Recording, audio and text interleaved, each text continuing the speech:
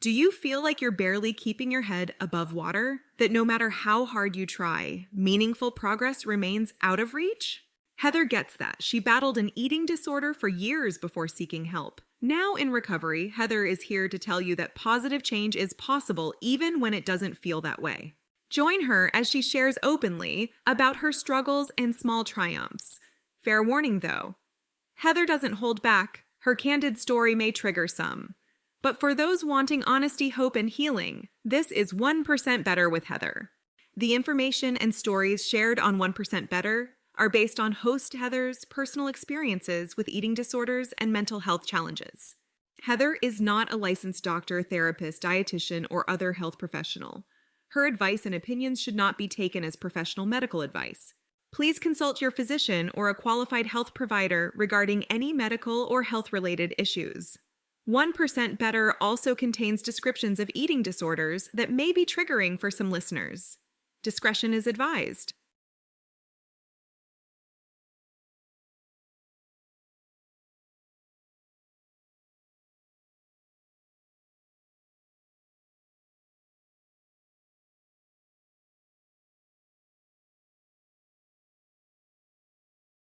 Hey there, my little gaffers, and welcome to 1% Better with Heather. Just so those who are watching on YouTube, yes, I am very well aware I have baggage under my eyes. I look like a dumpster fire. Actually, a dumpster fire looks better than me right now. I have not slept in a week.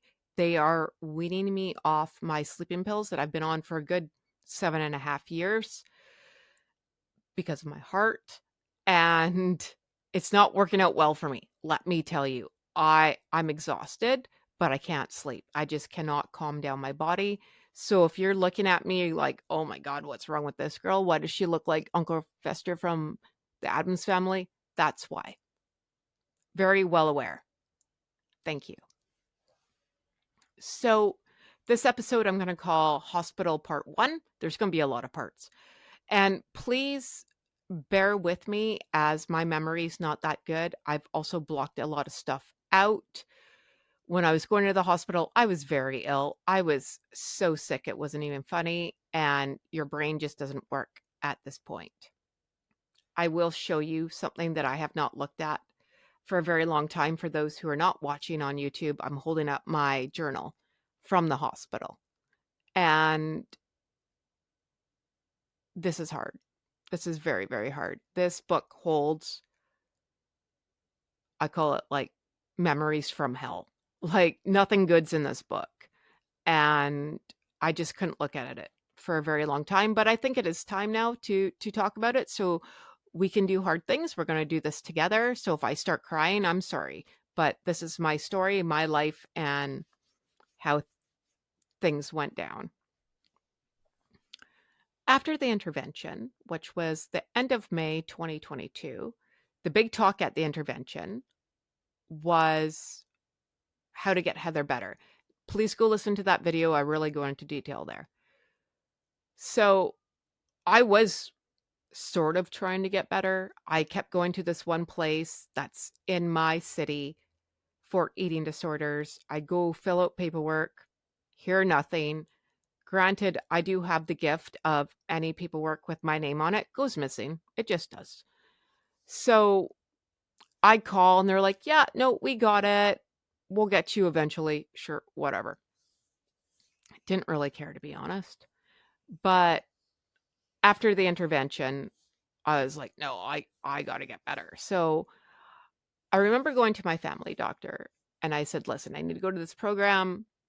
It's just taking forever. I don't know how long this wait list is. I love Canada, but wait lists are long for medical.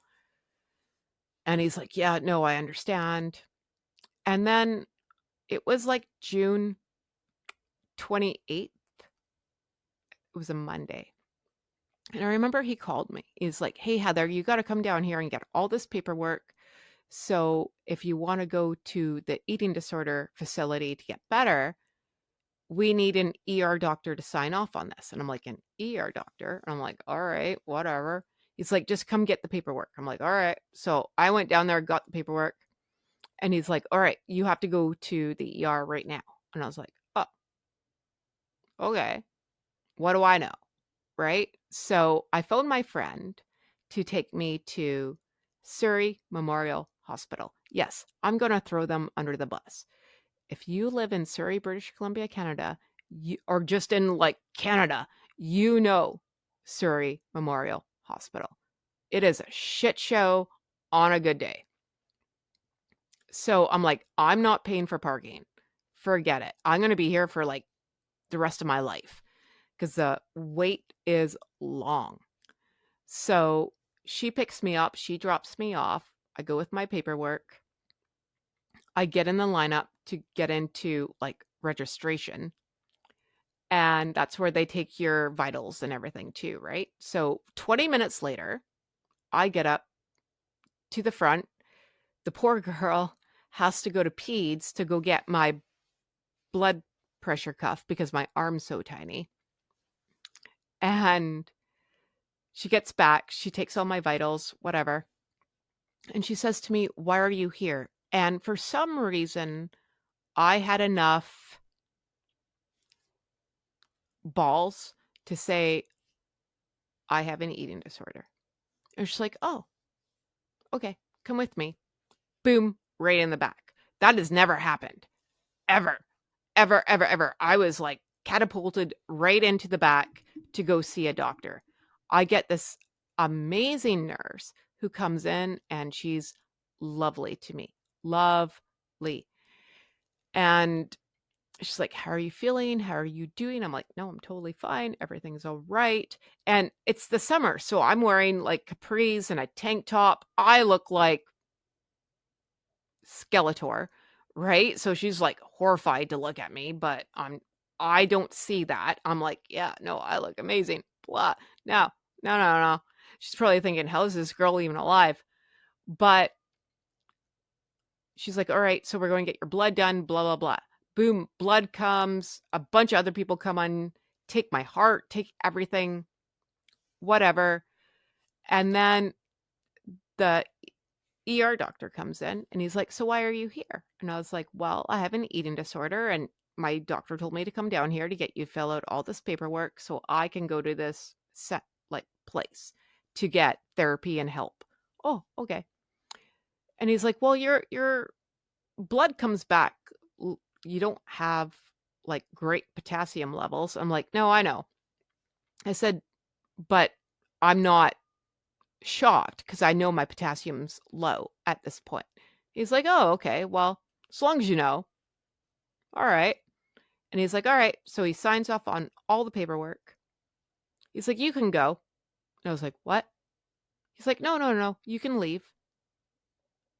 And in the back of my head, I kind of thought they're never going to let me leave. I was expecting to leave, but I was like, "Come on, two people, anyone with two eyes and a heartbeat looking at me would be like, this bitch ain't going anywhere. She's sick." Nope.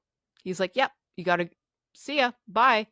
And I was like, "Wait a minute." And I asked a couple more times. I'm like, "I can go?" And he's like, "Yeah, you can go." I'm like, "I'm allowed to walk out the door." "Yeah." I'm like, "So I'm leaving." "Yeah." "Bye." So I go and find the really nice nurse and I give her a hug and I'm like, "I just want to thank you for being so nice to me. I'm leaving." And she grabs my arm, like grabs me. "Don't leave." And I was like, "Well, Buddy said I could go." And she's like, "Who said you can go?" I'm like, "The doctor. The doctor said I." She's like, "No, no, no, don't leave." And I was like, "Well, I'm not escaping. He said I could go. Bye-bye." And she's like, "No, no, no, don't leave. Stay." And I'm like, "What do you want me to do?" And I will be honest, there was a part in my brain that was sanity, was like, "Heather, don't go." And I was like, "But what am I going to do? Sit in the emergency and say, 'No, I'm not leaving'? Like, fuck that. Bye. Don't want to be here. I want to get better on one hand, but I don't want to be there." So I'm like, sayonara, goodbye. So I phone another friend and I call her. I'm like, can you come pick me up? I'm down at Surrey Memorial Hospital. She lives like a block from the hospital. She's like, yeah, sure, no problem. So she picks me up, drives me home. And on the way back to my house, it's a 7-minute drive. I got interrogated like I was on SVU. Holy Hannah. And the same question kept coming up. So they let you leave? Yeah, no, I went in. Okay, tell me how this all went down. Now, I also will say I went in Surrey Memorial Hospital by like 12. I was out by 2. I was in and out in 2 hours. 2 hours. And she's like, you saw a doctor at Surrey Memorial in 2 hours? Yes. Yes, I did. Oh, okay. What did this doctor say? He said, see you, goodbye. That's what he said. So that went on for 7 minutes. So then she comes in and she's texting on the phone and I don't know at this point. There was a group chat going on. I know that now. So the friend who dropped me off and the friend who picked me up are friends. So they're talking. They're also talking to my husband. They're talking to my sister. They're talking to another friend. And they've all come up with this obvious answer that I escaped the hospital. There is no way in hell anyone let me leave. I did not get in and out of Surrey Memorial Hospital in 2 hours, and everything's hunky dory. See, fine, low potassium. I'll eat a banana. I'll live. And my husband phones me from work, which he never does. And he's like, can you explain to me how you're home? I said, yeah, no, the doctor said I could leave. I said, I have the paperwork here. Like, I have it in my hand. Like, I could show you when you get home. And he's like, oh, okay. 5 minutes later, he's home. So he comes home work from early. Not a good sign. And my friend's still there. And now they're chatting. And then a couple more people show up. And I'm like, hey, we're having a party. That's where my brain goes. People in the house, party time. See, I'm going to live. Everything's fine. But they're having some big meeting about how Heather escaped the hospital. I did not escape. The guy let me leave. So now I got 5 people asking me, walk me through the hospital. I'm like, come on. You got to be kidding me. I did not escape. I'm fine. And that's now my narrative. I'm fine. You guys are all crazy. See, why would a doctor let me leave the hospital if I was not fine? I'm totally fine. I just need to eat a banana, low potassium, blah. And that went on all night for them. In my head, though, still a party. Everything's okay until the next day. 1% better every day. Take care of you.